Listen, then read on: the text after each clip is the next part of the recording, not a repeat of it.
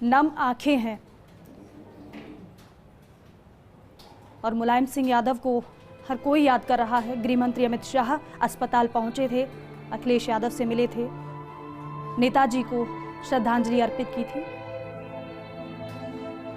समर्थकों में शोक की लहर है, पार्टी में शोक की लहर है। एक ऐसा नेता जो नाम से हर एक कार्यकर्ता को पहचानता था, जानता था, किसी भी कार्यकर्ता को बुलाया जाता था तो वो नाम जानते थे। और इससे पता चलता है कि किसी नेता की जमीनी स्तर पर पकड़ कितनी मजबूत है। धरती पुत्र कहा जाता था। लंबा चौड़ा सियासी सफर। मैनपुरी की अगर बात की जाए तो हमेशा अजय रहे हैं नेताजी। और खास बात यह है कि उनका एक शब्द ही काफी होता था। अगर किसी के लिए प्रचार भी करना होता था तो सिर्फ चंद शब्द कहने होते थे समर्थकों से और उनकी बात का मान रखा जाता था। आपको याद होगा करहल में जब अखिलेश यादव के लिए प्रचार करने के लिए पहुंचे थे नेताजी, तो उस समय उन्होंने सिर्फ एक बात कही थी कि ये मैं कह रहा हूं, आपको जिताना है। 3 दिन का राजकीय शोक उत्तर प्रदेश में घोषित किया गया है। पूरा देश नेताजी को नमन कर रहा है, याद कर रहा है। कुश्ती का अखाड़ा हो या फिर सियासी मैदान हो, प्रतिद्वंदियों को किस तरीके से और कैसे पटकनी देनी है बखूबी जानते थे नेताजी। और खास बात यह भी है कि हर एक पार्टी के नेता से उनकी अच्छी बातचीत थी। एक पार्टी के नेता नहीं बल्कि कहा जा सकता है कि हर पार्टी के वो नेता। क्योंकि सदन की अगर बात की जाए किस तरीके से मुलायम सिंह यादव का सम्मान और कैसे उनकी बातों को माना जाता था, ये हम सभी ने देखा है। आखिरी बार जब सदन में उनको देखा गया था, यहां तक जब लंच की बात हो रही थी तब भी ये कहा गया कि नेताजी अगर कहेंगे तो लंच का समय जरूर मिलेगा। इस कद के नेता, एक बड़ा व्यक्तित्व, बड़ा कद, धरती पुत्र नेताजी आज वो हमारे बीच नहीं रहे हैं। काफी समय से बीमारियों से परेशान थे, तकलीफें लगातार उनकी बढ़ती जा रही थी। इससे पहले भी कई बार वो अस्पताल में भर्ती हो चुके हैं।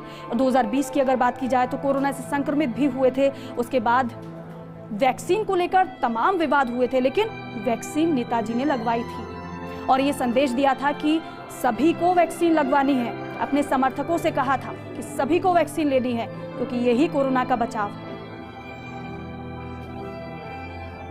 कई बार के विधायक, कई बार के सांसद, रक्षा मंत्री भी रहे देश के। सैफई की बात की जाए, आजमगढ़ की बात की जाए, मैनपुरी की बात की जाए, कैसे नेताजी की बातों को माना जाता था, ये हम सभी ने देखा है।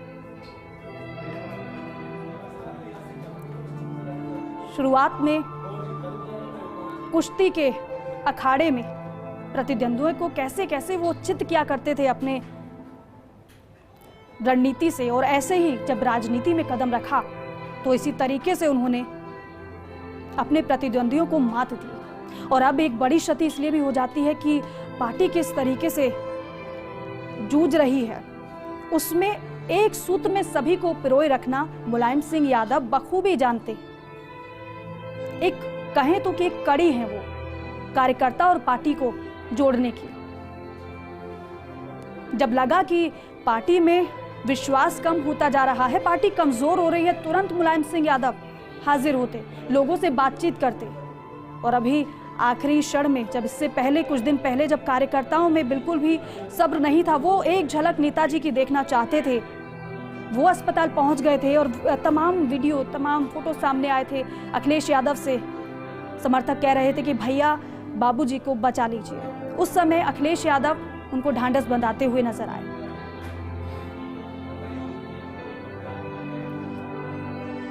गुरुग्राम के मेदांता अस्पताल में उन्होंने अंतिम सांस ली। गृह मंत्री अमित शाह पहुंचे, उनको श्रद्धांजलि अर्पित की। धरती पुत्र का सियासी सफर